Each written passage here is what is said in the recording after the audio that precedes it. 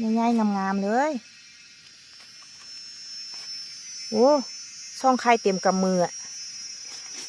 อันนี้แมงกินมาละบ่เอามันนะ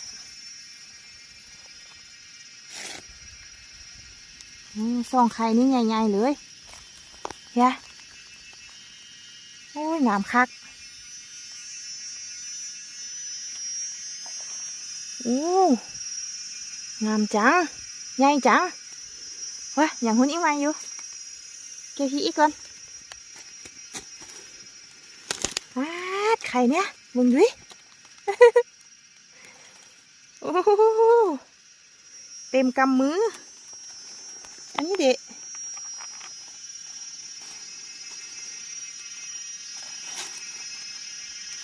โอ้หมูเดียวอะห่อเก่งเลยมีแต่ไข่ใหญ่ๆเลยอันเท่านี้เอาไปเด้แอมให้โอ้ยใหญ่คักงามๆเลย